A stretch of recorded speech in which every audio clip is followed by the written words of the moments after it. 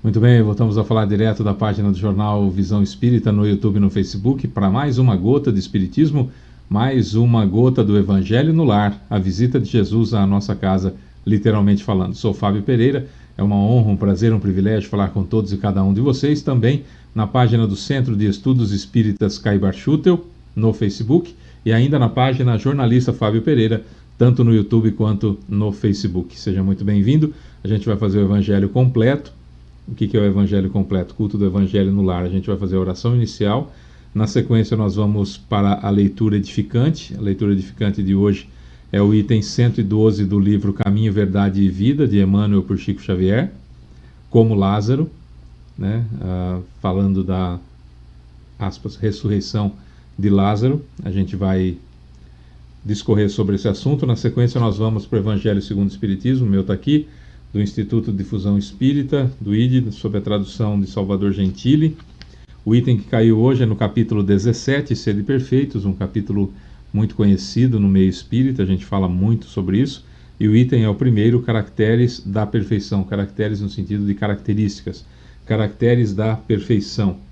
Aí a gente vai ler e explicar também. A minha água está aqui, você vai selecionar a sua água para a fluidificação durante o Evangelho no lar.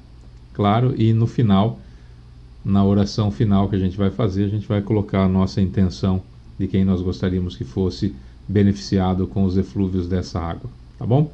Então, o circuito completo que nós vamos fazer, porque tem muita gente que professa a fé espírita sozinho, muita gente mora sozinho, muita gente reúne a família, coloca no YouTube e aí assiste, faz o Evangelho conosco, isso é muito importante.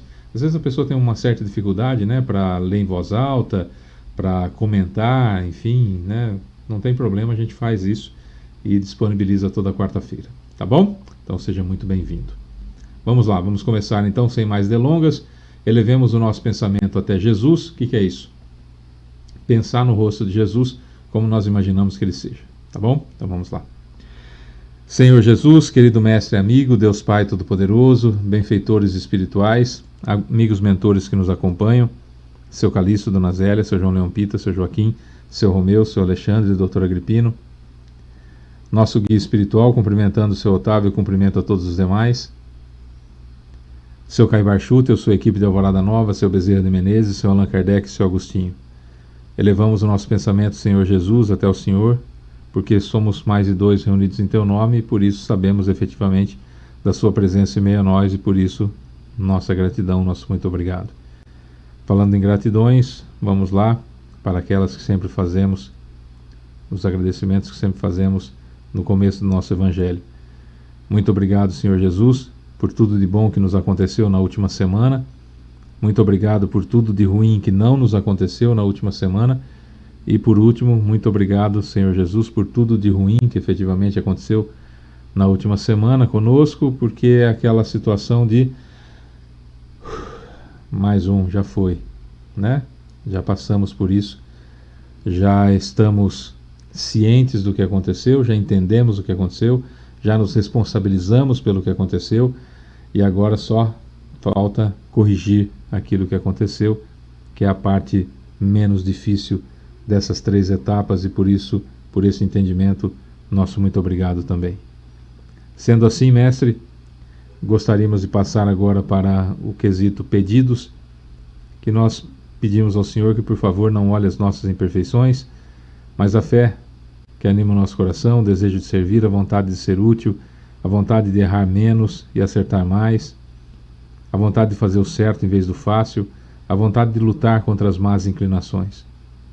Nos ajude, mestre, no autoconhecimento, nos conhecimentos das nossas imperfeições, para que possamos lutar contra elas, lutar contra essas más inclinações diuturnamente, até que consigamos vencê-las. Sabedores então, mestre, da sua presença em meio a nós, damos por iniciado o nosso Evangelho no lar, com o coração cheio de gratidão pela sua presença dos mentores, e que assim seja. Vamos lá então? Vamos lá. No livro Caminho, Verdade e Vida de Emmanuel por Chico Xavier, sempre tem um trecho do Novo Testamento. E o trecho de hoje é de João, Evangelho de João, capítulo 11, versículo 44, que diz o seguinte: E o defunto saiu, tendo as mãos e os pés ligados com faixas, e o seu rosto envolto num lençol. Disse-lhes Jesus: Desligai-o e deixai-o ir. Claro, estamos falando de Lázaro, não é? No episódio que nós sabemos hoje que se tratava, por mais que se queira dar conotação de que já havia um certo cheiro, que a matéria já estaria desagregada, com a matéria desagregada o espírito não teria como voltar. O que aconteceu, portanto, não foi ressurreição, o que aconteceu foi um estado de coma, que hoje nós chamaríamos de estado de coma ou letargia, e o Lázaro então foi acordado por Jesus, porque já havia 4 dias que ele estava sepultado, não é? No trecho completo, se nós pegarmos os versículos anterior e posterior, nós vamos ver: E tendo dito isto, clamou com grande voz: Lázaro, vem para fora. Quando Jesus gritou lá de fora do sepulcro, tendo chegado 4 dias após a chamada morte de Lázaro, a família Maria e Marta estavam inconsoláveis, achando que se Jesus tivesse chegado antes teria dado tempo de salvá-lo, e ele grita lá: Lázaro, vem para fora. Aí na sequência ele diz aquilo que Emmanuel separou. Eu vou ler na versão mais recente, na versão na tradução mais comum, não necessariamente a que o Emmanuel colocou. Saiu aquele que estivera morto, tendo os pés e as mãos ligados com ataduras e o rosto envolto num lenço. Então lhes ordenou Jesus: Desatai-o e deixai-o ir. E aí o versículo posterior: Muitos, pois, dentre os judeus que tinham vindo visitar Maria, vendo o que fizera Jesus, creram nele. Não foi necessariamente assim. Muitos saíram correndo, muitos acharam que Jesus estava trabalhando em nome do demônio, outros se lembraram do que ele teria dito para Marta, quando ele falou: Eu sou a ressurreição e a vida, mas necessariamente não se sabe se ele disse dessa forma.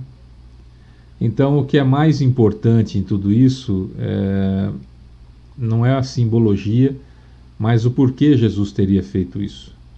O João escreveu isso muitos anos depois que Jesus havia desencarnado, cerca de 50 anos depois, pouco mais de 50 anos depois que Jesus havia desencarnado. Isso aconteceu na semana próximo da Páscoa, próximo da paixão e morte do corpo de Jesus, na cidade de Betânia, que fica entre, vamos colocar assim, entre Jerusalém e o Monte entre Jerusalém e Betânia tem o Monte das Oliveiras. Lembra dessa passagem do Monte das Oliveiras? São 3 quilômetros mais ou menos de Jerusalém, e era a casa de Lázaro, Maria e Marta, que Jesus era amigo, né? Isso é na Judéia. Jesus era amigo deles, e tem outras passagens envolvendo Jesus na casa de Maria, Marta e Lázaro. Então, eram amigos, e as pessoas que estavam lá pro velório, algumas delas entenderam que Jesus era verdadeiramente o Messias. As autoridades da época já estavam com Jesus pelas tampas, né, já estavam articulando uma forma de mandar matá-lo, de entregá-lo para Roma. Então, Jesus foi morto como subversivo, como rebelde, né? E então eles já estavam articulando contra Jesus, e isso serviu para dar mais força ainda. Falou: não, esse cara não é de Deus, não, ele está ressuscitando morto, ele não é de Deus. E é essa característica que chama muito atenção e que nós espíritas precisamos combater em nós, que é a ideia do exclusivismo, né? Se você pegar toda e qualquer manifestação mediúnica dentro de uma escola religiosa como o catolicismo, por exemplo, notadamente na renovação carismática, eu não falo mal de religião, estamos estudando, tá? Nós vamos encontrar o Espírito Santo e é coisa de Deus. Fora da Igreja Católica é coisa do demônio, né? Nós sabemos que não existe demônio, então, só para constar. O fato é que a ideia do exclusivismo, né, de só determinada raça, só determinado número de pessoas, só determinada religião é que detém a verdade, é que detém o conhecimento, é que está com Deus, Isso nunca presta. Nunca dá certo. Não deu certo na época de Jesus, não dá certo hoje e não vai dar certo nunca. Porque, como eu disse no domingo no nosso bate-papo sobre Espiritismo, quando eu li a questão 842, que resumindo fala qual é a melhor religião, e a resposta é aquela que mais homens de bem produz e menos hipócritas, então os espíritos superiores, sob o comando de Jesus, que utiliza o nome Espírito de Verdade, né, que é a volta de Jesus, que é o Espiritismo, o Consolador Prometido, nesse momento Jesus está dizendo assim, olha, tem muita gente que é muito boa, que faz o certo, que faz a caridade, e que sequer tem denominação religiosa, e não dá para a gente pegar imaginando que existisse, não existe isso. Não temos 200 milhões de espíritas no mundo, não tem, é muito menos que isso. Mas eu estou colocando só para arredondar. O mundo hoje tem aproximadamente 8 bilhões e 200 milhões de pessoas. Mais que isso, eu estou arredondando para baixo. Se nós tirarmos 200 milhões de pessoas que pudessem ser espíritas ou simpatizantes, nós temos ainda 8 bilhões de pessoas que não. E Deus não vai jogar fora toda essa gente e vai dar privilégio só para, sabe, são coisas que a gente já entendeu que não é assim que funciona. Então, o exclusivismo na época de Jesus, que só quem detinha o conhecimento, só quem detinha as leis, que só um povo era o escolhido, essa coisa tem até hoje, tem gente que acha que até hoje é assim. Isso nunca dá certo. Isso nunca dá certo porque não dá para ser verdade. Né? Não dá para ser verdade. Não dá para imaginar que Deus, que criou todo mundo, vai ajudar um número de pessoas a matar as outras pessoas porque bajulou ele.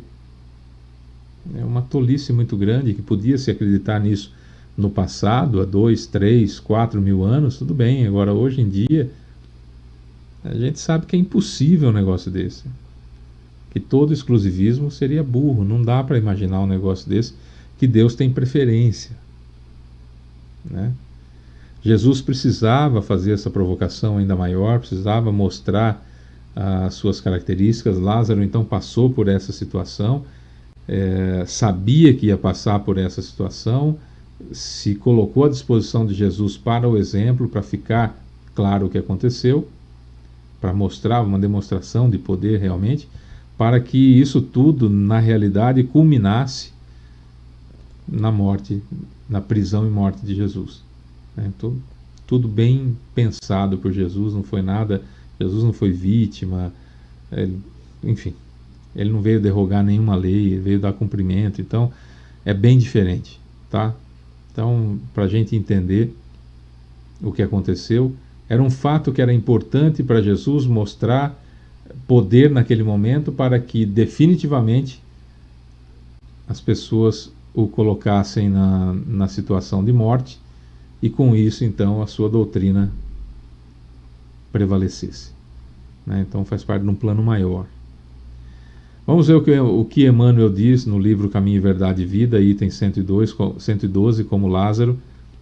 E o defunto saiu, tendo as mãos e os pés ligados com faixas e o seu rosto envolto num lenço. Disse-lhes Jesus: desligai-o e deixai-o ir. João capítulo 11, versículo 44. O regresso de Lázaro à vida ativa representa grandioso símbolo para todos os trabalhadores da terra.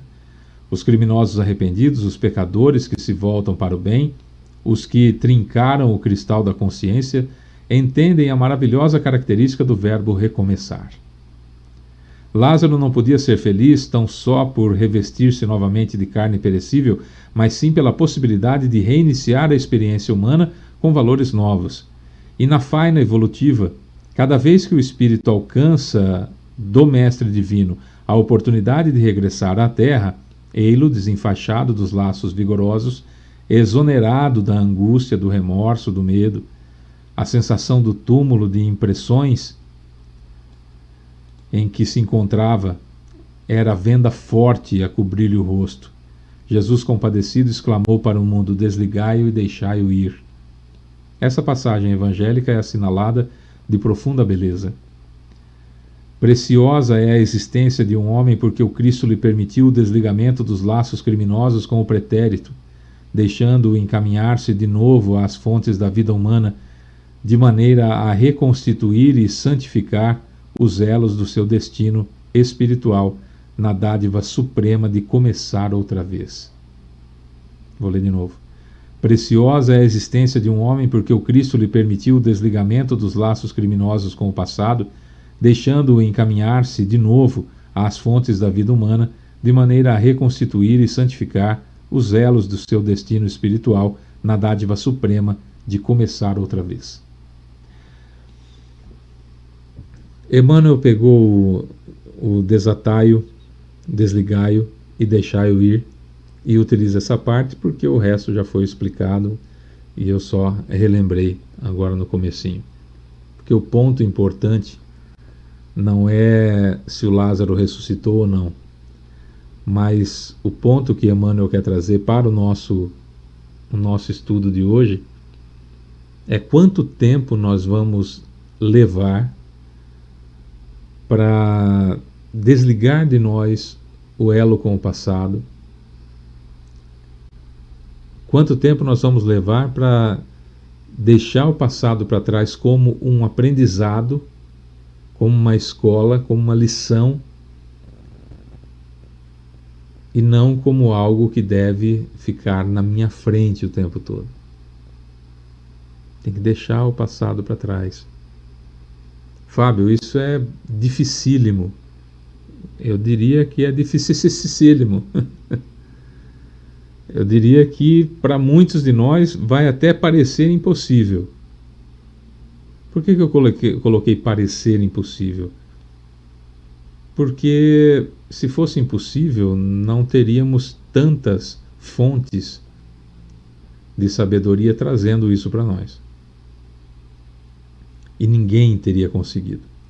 E não é o fato que muita gente consegue. E como eu disse agora há pouco, que Deus não tem privilégios, Deus não tem os seus escolhidos, não é? Deus não tem aquele que ele dá mais chance do que para o outro. Se tem alguém que não faz diferença, é Deus. Se alguma coisa é justa nesse mundo, é Deus. Então ninguém recebe o que não precisa. Ninguém passa pelo que não tem necessidade. Todos nós precisamos entender o que está acontecendo conosco. Todos nós precisamos nos responsabilizar pelo que está acontecendo conosco. E todos nós precisamos consertar aquilo que precisa de conserto dentro e fora de nós. São 3 coisas que precisamos fazer. Dá para fazer numa encarnação só? Dá. Às vezes precisamos de uma dose um pouco mais exagerada ou um pouco mais forte do estímulo para nos empurrar para frente? Sim. E como isso acontece? De uma maneira muito simples. Quando nós estamos montando o nosso planejamento encarnatório, quando nós estamos criando o nosso planejamento encarnatório, nós colocamos as consequências das possíveis decisões que nós possamos tomar aqui. Então, sempre dou o mesmo exemplo para ficar mais fácil. Estou lá, me encontrei com a Elaine. Me casei com a Elaine. Então eu vou para a página que tem as consequências dessa decisão que eu tomei. Essa página com as consequências da decisão que eu tomei de me casar com ela, e página que ela também vai, do planejamento encarnatório dela, foi planejada por nós, lá no plano espiritual, no exercício pleno do nosso livre-arbítrio. Foi lá que aconteceu. Como também estava planejado uma outra página com as consequências, se eu não tivesse me casado com ela, e se ela não tivesse casado comigo. Percebe? Livre-arbítrio pleno lá no plano espiritual. Livre-arbítrio relativo aqui, enquanto estamos encarnados. Aqui eu decido para onde eu vou. Se eu tomo decisão ou se eu não tomo decisão. Se eu tomo decisão de ir para a direita ou para a esquerda, ou para ir para frente, eu tenho as consequências de ir para frente, para a direita ou para a esquerda. e tem as consequências de não tomar a decisão. São páginas, eu brinco como se fosse um livro de RPG, né? São páginas que eu deixo programado. Então vamos lá. Lá junto com mentores especialistas em reencarnação, que estão me ajudando a montar o meu planejamento encarnatório. Tá, então eu me encontrei com a Elaine. O que eu faço se eu resolver casar? Bom, se você resolver casar, então pode nascer com vocês fulano de tal, pode acontecer isso. Vocês irão resgatar isso. No planejamento encarnatório seu consta que você vai entender, compreender o que aconteceu e responsabilizar-se por esse e esse ato. Você vai reparar esse ato, que são semelhantes ao que ela praticou, talvez até em encarnação em que já estivemos juntos e praticamos juntos e agora vamos resolver juntos. Então aqui se encaixa com o planejamento encarnatório dela. Então se você lá na Terra, de posse do seu livre-arbítrio, encarnado, decidir que não vai casar com ela, essa página fica inutilizada. Você nem vai saber o que tem nessa página. Nem ela. Agora, se você tomar a decisão de se casar com ela, então ambos irão para essa página e construirão uma nova história juntos. Certo? Reconstruindo uma nova vida. Reconstruindo, se eu preciso reconstruir algo que se perdeu, né? Onde apoiarmos-nos, onde nos apoiaremos um ao outro, onde virão filhos ou filho ou filha, netos, etc. Algumas ocorrências que precisamos resolver. A vida nos ensinará ciclicamente até que aprendamos aquilo, tudo planejado por nós. Agora, se eu não me caso com ela, eu tenho que ter as outras consequências. Tudo planejado. Como me casei com ela, então simplesmente aquela página foi ignorada. E cada reencarnação é como se fosse para nós a oportunidade de desligarmos-nos daquilo que fomos, deixarmos para lá aquilo que fomos e criarmos uma nova história, porque o Chico Xavier dizia que não é possível voltar e fazer um novo começo, mas é possível começar agora e fazer um novo fim. De modo que ficar preso no passado é algo absolutamente ruim para todos nós, para todos e qualquer um de nós, porque nós vamos ficar numa situação complicadíssima. Não posso viver no passado. O passado teve a sua importância, mas já foi. Já foi. Fábio, mas e as dores que eu sinto por conta do passado? Vamos trabalhá-las. Vamos aprender com elas. Fácil? Não é. Claro que não. Impossível? Não é. Claro que não. Difícil? Sim. Sim. Mas a doutrina espírita está aqui para isso, para nos ajudar. Tem tanta coisa que a gente não sabe. Eu não posso imaginar que eu já sei tudo. Eu não posso imaginar que eu já sei tudo. Que eu não tenho nada para aprender, que as pessoas não têm o que me ensinar. Eu não posso ouvir alguém dizer para mim me dá um conselho, me dá uma dica, compartilhar uma experiência, e eu achar que é insignificante, porque não fui eu que vivi. Fábio, mas e se a pessoa estiver falando alguma coisa totalmente contrária ao que você sabe sobre o Espiritismo? E daí a pessoa está me falando, eu tenho que ouvi-la.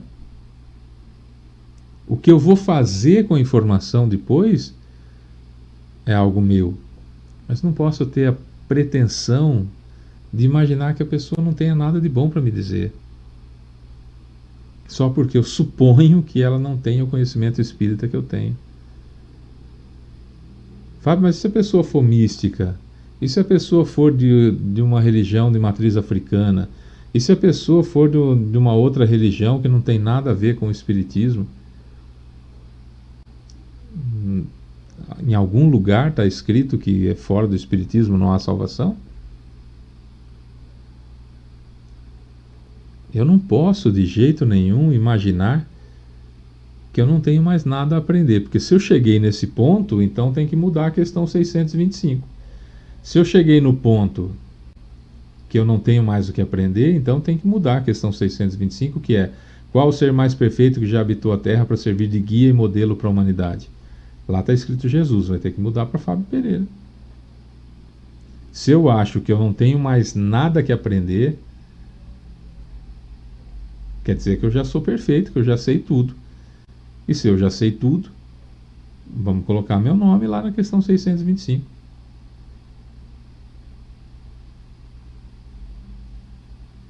Eu conheço uma pessoa que, na minha opinião, é uma das mais inteligentes que eu conheço, que é meu irmão de coração, o Ricardo. Para mim é uma das pessoas mais inteligentes que eu conheço. E quando qualquer pessoa vai ensinar alguma coisa para ele, ele presta uma atenção. E eu sei que ele já sabe aquilo, mas ele presta uma atenção. Ouve o que a pessoa tem a dizer. E às vezes ele fala: nossa, eu sei fazer isso, mas ele faz de um jeito um pouquinho diferente que eu vou testar também. Isso é característica da pessoa inteligente, que sabe que não sabe tudo e aproveita um pouquinho da experiência que o outro tem. O soberbo não é inteligente, o soberbo é burro. Porque o soberbo ele vai querer sempre achar que ele sabe demais e vai perder grandes oportunidades de entender uma experiência diferente, porque eu não sei quantas encarnações tem a pessoa que está conversando comigo. Pode ter muito mais encarnações do que eu e ter uma vivência de sabedoria maior do que aquilo que prepotentemente eu acho que eu já sei. Não é? E eu acho muito bacana isso. Eu acho muito bacana isso. Esses dias ele me disse assim: nossa, eu tenho, graças a Deus, eu tenho um acúmulo de informações, um acúmulo de conhecimento. Eu falei: oh, me perdoe, irmão, mas eu vou te corrigir. O que você tem não é acúmulo de informação, é inteligência. É diferente, porque o ser inteligente é aquele que acha uma solução para tudo. Inteligência é a capacidade de resolver problemas. Qualquer um de nós podemos ter acúmulo de informação. Você pega um teste de QI, você já viu alguém solucionando, você tem informação de como resolver aquele teste de QI, pode até tirar um número alto no QI. Mas a habilidade de resolver problemas é diferente, é algo que a gente tem aqui dentro. Não é? Então a sabedoria ela chega aos pouquinhos, quando a gente consegue receber os presentes que a gente recebe o tempo todo do convívio com as pessoas. Isso é importante. Mas o passado não pode de jeito nenhum ficar amarrado aos nossos pés. Eu não posso, ao invés de sair do sepulcro da última encarnação ou do último equívoco que eu cometi, e continuar ligado nele. Claro que se o delito for passível de punição, que seja preso. Não é nesse sentido que eu estou falando. Estou falando naqueles delitos que nós cometemos, de deslizes de característica nossa, de caracteres nossos, que mostram que não somos perfeitos, que não são delitos puníveis pela lei dos homens, mas que fica me prendendo e me impossibilitando de fazer o meu melhor.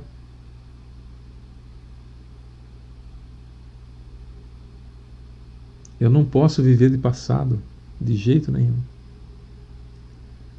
Eu não posso viver de passado de jeito nenhum. Passado está ali para eu me lembrar daquela bobagem que eu fiz para não fazer de novo. E só. Porque a caridade cobre uma multidão de pecados. Isso quem disse foi um grande apóstolo, o segundo maior, primeiro é Paulo. Foi Pedro quem disse isso na carta aos Romanos. A caridade cobre uma multidão de pecados. É através da caridade que nós reparamos o mal que nós cometemos. Primeiro eu entendo, depois eu me responsabilizo por ele, e aí eu conserto com a caridade. Por isso que o lema do Espiritismo é: fora da caridade não há salvação, e nunca fora da igreja ou fora do Espiritismo não há salvação. Fora da caridade não há salvação. Né? E a gente falava sobre perfeição. Os caracteres da perfeição, as características da perfeição, nós vamos encontrar no capítulo 12 e também no capítulo 17. Hoje caiu o capítulo 17 para nós, do Evangelho segundo o Espiritismo, Sede Perfeitos é o nome do capítulo. O item que caiu para nós é caracteres da perfeição ou características da perfeição. Isso está em Mateus. Kardec pega um trecho de Mateus, capítulo 5, versículos 44, 46, 47 e 48, e eu vou ler para vocês. Amai os vossos inimigos, fazei o bem àqueles que vos odeiam, e orai por aqueles que vos perseguem e que vos caluniam. Porque, se não amais senão aqueles que vos amam, que recompensa com isso tereis? Os publicanos não fazem também? E se vós não saudardes senão vossos irmãos, que fazeis nisso mais que os outros? Os pagãos não fazem também? Sede, pois, vós outros perfeitos como vosso Pai Celestial é perfeito. Claro que essa última frase é relativa, mas nós vamos inclusive entender aqui na explicação que vem a seguir, que é a explicação de Kardec, que ele já começa por isso, inclusive. Uma vez que Deus possui a perfeição infinita em todas as coisas, essa máxima, sede perfeitos como vosso Pai Celestial é perfeito, tomada ao pé da letra, pressuporia a possibilidade de se atingir a perfeição absoluta. Se fosse dado à criatura ser tão perfeita quanto o Criador, ela tornar-se-lhe-ia igual, o que é inadmissível. Mas os homens aos quais Jesus se dirigia, naquele tempo, não teriam compreendido essa nuance. Ele se limitou a lhes apresentar um modelo que lhes disse para se esforçarem para alcançá-lo. É preciso, pois, entender por essas palavras a perfeição relativa, aquela da qual a humanidade é suscetível e que mais a aproxima da divindade. Em que consiste essa perfeição?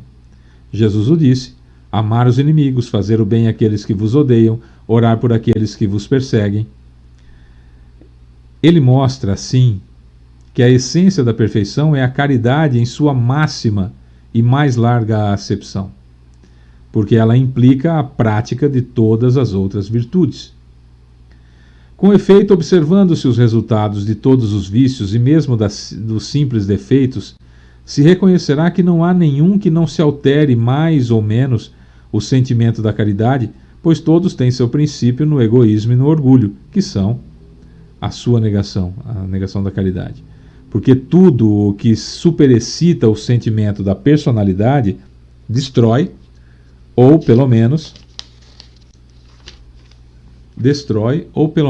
enfraquece os elementos da verdadeira caridade, que são a benevolência, a indulgência e a abnegação e o devotamento. O amor ao próximo, levado até o amor dos inimigos, não podendo se aliar com nenhum defeito, trazer mais para perto aqui, com nenhum defeito contrário à caridade, é por isso mesmo sempre o indício de maior ou menor superioridade moral. Quanto mais superioridade moral, mais caridoso é o sujeito. Quanto menos caridade, menos superior moralmente ele é. De onde resulta que o grau de perfeição está na razão direta da extensão desse amor. Por isso Jesus, depois de ter dado aos seus discípulos as regras da caridade naquilo que ela tem de mais sublime, lhes disse: sede, pois, perfeitos como vosso Pai Celestial é perfeito. Se nós pegarmos, quando Jesus fala, amai os vossos inimigos, a gente já treme. E normalmente a nossa mente não deixa a gente analisar o que vem na sequência, porque parece tão absurdo amar os vossos inimigos, porque a gente está ainda preso à ideia da vingança, à ideia do olho por olho, dente por dente, a ideia de que bandido bom é bandido morto, a ideia de que existe um karma, como se vê muito na internet, karma instantâneo, a pessoa faz uma bobagem aqui, já recebe apaga na sequência, isso é vingança, não é?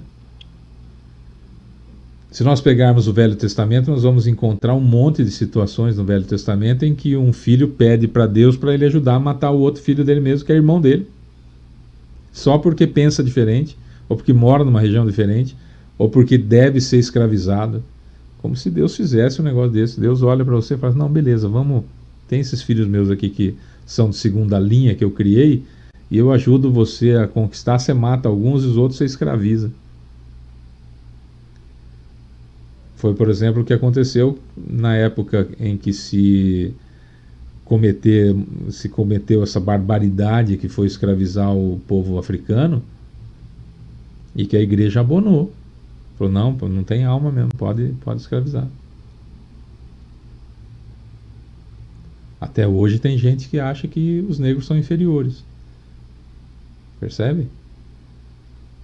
E Jesus vem e muda tudo isso. Jesus vem e fala assim, olha, tem que amar os inimigos.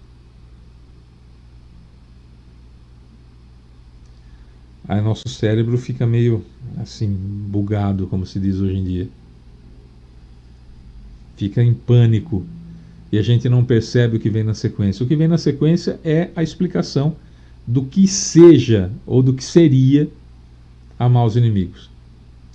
Fazei o bem àqueles que vos odeiam, e orar por aqueles que vos perseguem e vos caluniam. Tá, quem me odeia, quem me persegue, quem me calunia, vocês concordam que aqui estão resumidos todos os inimigos que eu possa ter? Porque um sujeito, para ser meu inimigo, ele tem que me odiar. Não é? Não é inimigo quem me ama. Pode até falar, pode ser da boca para fora, mas odeia. Persegue, calunia, tem inveja, inveja é filha do ódio. Então tá resumido, quem me odeia, quem me persegue, quem me calunia. Meu inimigo, ou ele é os três, ou ele é um deles, ou uma combinação deles. Então quando Jesus fala, olha, tem que amar os vossos inimigos, ele já dá a receita do que fazer. Então o sujeito me odeia, eu tenho que fazer o bem para ele. No próprio capítulo 17 do Evangelho segundo o Espiritismo, nós continuarmos lendo, nós vamos ver que Jesus não fala que nós devemos estender benevolentemente o pescoço ao inimigo. Tem que ficar lambendo o sujeito. Só devo fazer o bem para ele, vou fazer uma oração por ele, vou ajudá-lo, não vou destruir, não vou roubar a sua moral, vou respeitar. Ah, mas ele não me respeita, tá? Jesus falou que eu tenho que fazer isso, que eu tenho que fazer para o outro aquilo que eu gostaria que fosse feito para mim. Não é fazer para o outro só o que o outro fez para mim. Às vezes a gente confunde as coisas, propositalmente ou não, né? Ah, eu só faço para o outro aquilo que o outro fez para mim. Ah, me tratou mal, eu trato mal também. Tá, pera lá. Essa não é uma atitude cristã. E eu sou espírita, eu sou cristão. Eu tenho que desligar de mim a vingança, eu tenho que desligar de mim a malquerência, eu tenho que desligar de mim a vontade de fazer o mal, eu tenho que desligar de mim tudo que me aprisiona no atraso evolutivo. É esse o segredo do nosso evangelho de hoje.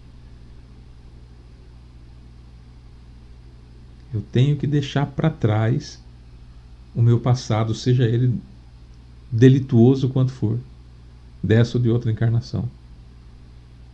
Não importa o que eu fiz. O que importa é o que eu sou hoje. Claro, ressaltando que se aquilo que eu fiz é passível de punição pela lei dos homens, aí é outra coisa. Não basta arrependimento, tem que ser preso. Certo?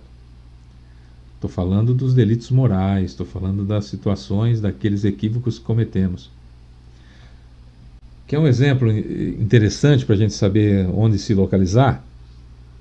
Nesse sentido, São Francisco de Assis. Ele andava olhando para o chão, preocupadíssimo em não assassinar um inseto. Porque pela evolução dele, pelo entendimento dele, pelo conhecimento dele, ele se sentiria um assassino se por acaso pisasse no inseto e o matasse.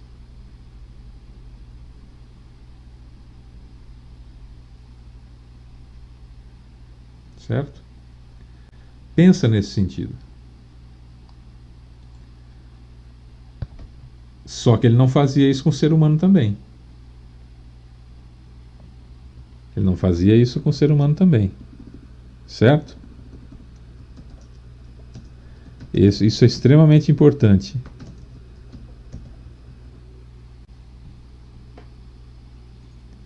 São Francisco era uma pessoa que chegou num tal grau de evolução que, se ele tirasse a vida de qualquer ser vivo, para ele era como se fosse um assassinato de um ser humano.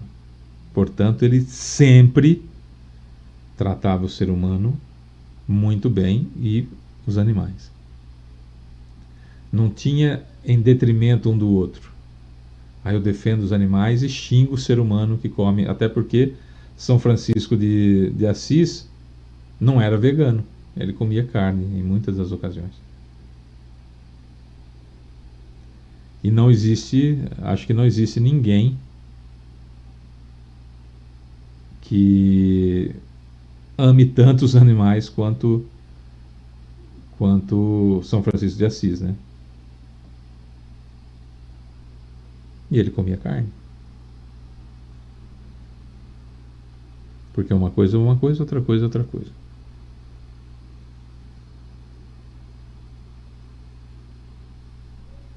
Percebe? Não vamos entrar em controvérsia, não é esse o ponto aqui. Não é esse o ponto, não é essa a necessidade de buscar informações nesse sentido. Mas só para constar. O maior defensor dos animais nunca vilipendiava o ser humano em favor dos animais. Então já é alguém para a gente imitar também. Não dá para imitar Jesus ainda, vamos imitando aqueles que convencionou se chamar de santos, né? Até consigamos imitar Jesus. Jesus também comia carne, não é?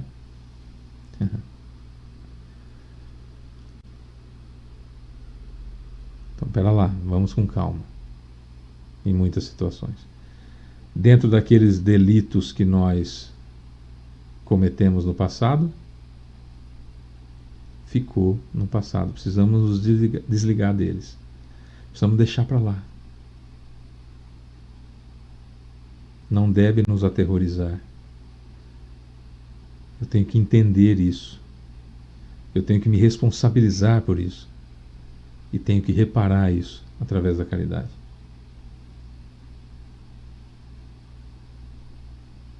Quantas vidas você já salvou? Quantas vidas você pôs no mundo? Quantas pessoas você dissuadiu do suicídio? Com um ombro amigo. Isso é importante. Porque se você conseguiu dissuadir, fazer com que a pessoa desistisse, você dissuadiu alguém do suicídio, foi muito mais importante o que saiu da sua boca do que o que entrou.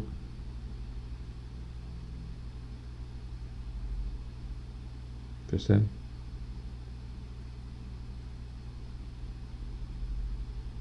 Quando Jesus explica o que é amar os vossos inimigos, a coisa fica menos difícil, porque amar os inimigos é fazer o bem para aquele que me odeia, não tem que estender benevolente pescoço ao inimigo, fazer o bem àqueles que me odeiam, e fazer uma oração por aqueles que me perseguem e me caluniam. Só.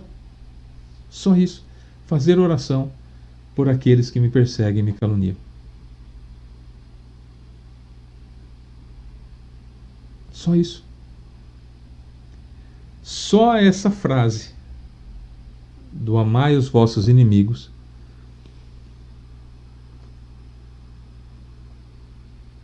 destruiu, dilacerou.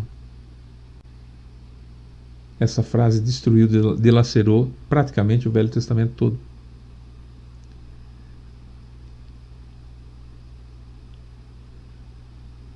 É esse o ponto. Os caracteres da perfeição estão diretamente ligados pela capacidade que eu tenho de amar. E o primeiro que eu devo amar é a mim mesmo. E para que eu possa me amar, eu tenho que deixar o passado para trás.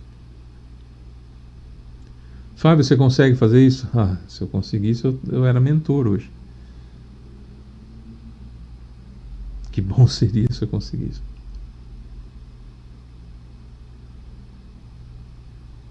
Mas se eu não tentar todo dia, eu não vou conseguir nunca. Porque não há possibilidade de eu dormir hoje, Fábio Pereira, e acordar amanhã, Chico Xavier. Estou falando no sentido de evolução. Não é em número, evidentemente, mas vamos imaginar que eu, Fábio Pereira, sou evolução 3, Chico Xavier 1250. Não dá para eu dormir tendo evolução 3 e acordo amanhã com 1250. É uma luta diária que ninguém vê para ser 4, 5, 6, 7, até chegar 1250. Percebeu? Mas como que eu vou subir o degrauzinho da evolução se eu estou ligado, preso ao passado? Preso ao erro que eu cometi. E como eu não sei a resposta, eu fico pensando na pergunta que eu acabei de fazer. Como é que eu faço? Talvez colocando uma etiqueta na testa das pessoas, mesmo aquelas que são da minha família, mesmo sendo aquela que eu vejo no espelho, que eu convivo, que saiu de mim, tenho que colocar uma etiqueta. Porque se eu conseguir colocar uma etiqueta, identificar que aquela pessoa é minha inimiga, talvez, com grande possibilidade e probabilidade, eu consiga fazer aquilo que Jesus ensinou, que é fazer o bem àqueles que me odeiam e orar por aqueles que me perseguem e me caluniam. Quem me odeia posso ser eu mesmo, pode ser um filho, um pai, uma mãe, um esposo, uma esposa, um amigo, pode ser alguém que me calunia, que me persegue.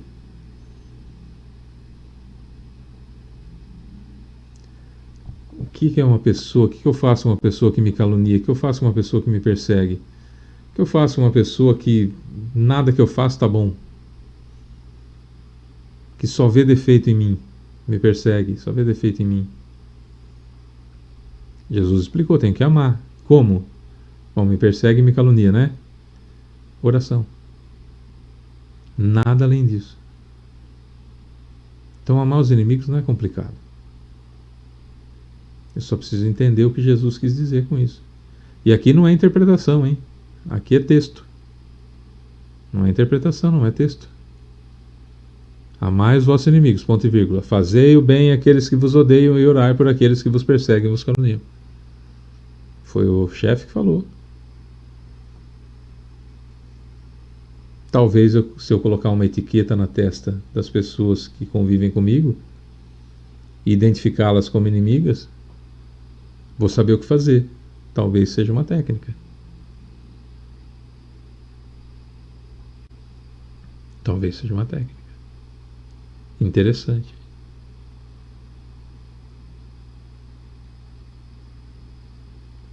Talvez seja interessante.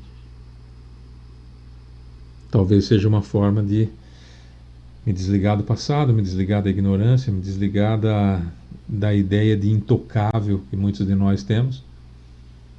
Muitos de nós nos julgamos tão intocáveis que quando acontece alguma coisa conosco, ficamos imediatamente extremamente irritados, porque onde já se viu fazerem o que fizeram com alguém como eu? Nossa!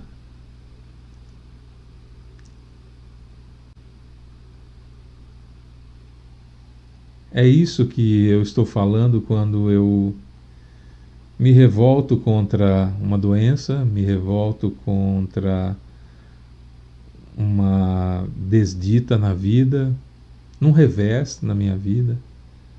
Quando eu me revolto contra algo que está acontecendo, que é colheita daquilo que eu plantei, porque eu sou espírita, eu sei que houve uma plantação no passado e que a colheita há de vir agora. Como assim está acontecendo isso comigo? Quando eu comecei a fazer atendimento fraterno, eu ouvia muitas pessoas dizerem assim para mim: Fábio, mas por que comigo? E eu respondia com muito carinho, falava: mas por que não com você? Porque veja, se você tiver uma explicação plausível do porquê não com você, fatalmente aquilo vai mudar. Porque Deus é justo. E se o que está acontecendo com você, comigo, ou com qualquer um de nós, for injusto, vai acabar. Vai passar. Então a pergunta que muitos de nós fazemos, por que comigo? Precisa ser respondida dessa outra forma. Por que não com você? Porque se houver uma desculpa plausível, se tiver uma resposta plausível, fatalmente aquele problema vai sumir. Não tem como não sumir. Percebe? Então eu preciso me desligar do vitimismo, me desligar do passado, me desligar da ideia de que eu sou tão importante que certas coisas não podem acontecer comigo, de que ninguém tem nada para me ensinar, de que eu já sei tudo, que só eu sou referência para tudo, que os meus conhecimentos são suficientes para tudo.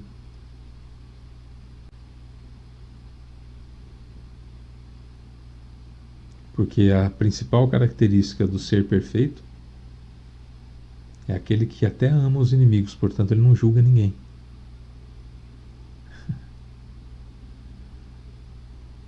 Nós estamos um pouquinho longe disso? Estamos. Dá para chegar? Dá. Como? Se eu tivesse essa fórmula precisa, né? Eu sei que é fazendo bem para quem me odeia e orando por aquele que me persegue e me calunia, mas como?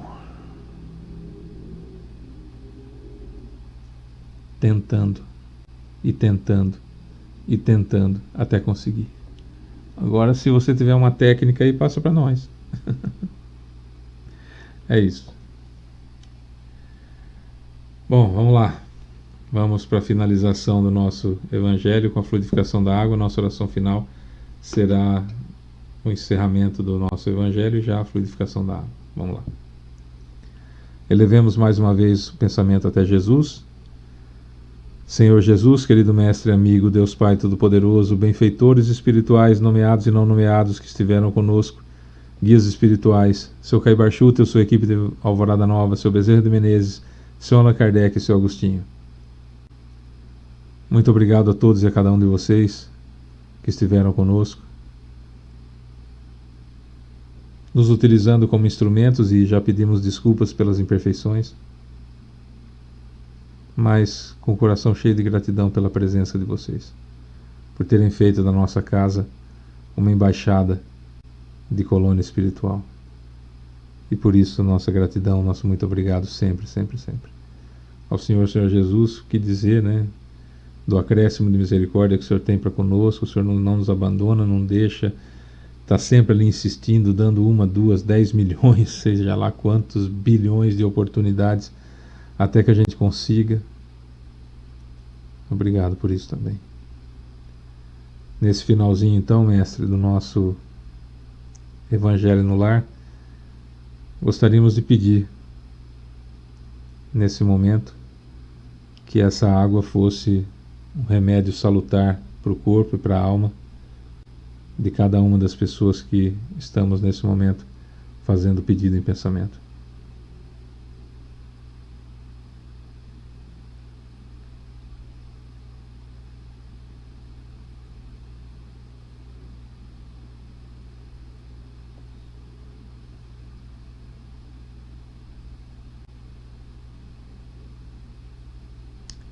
Muito obrigado, mestre. Muito obrigado, amigos espirituais. Até a próxima semana.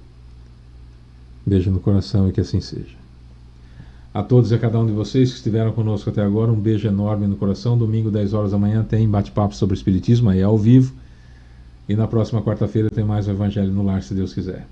Beijo pra você que fica. Tchau.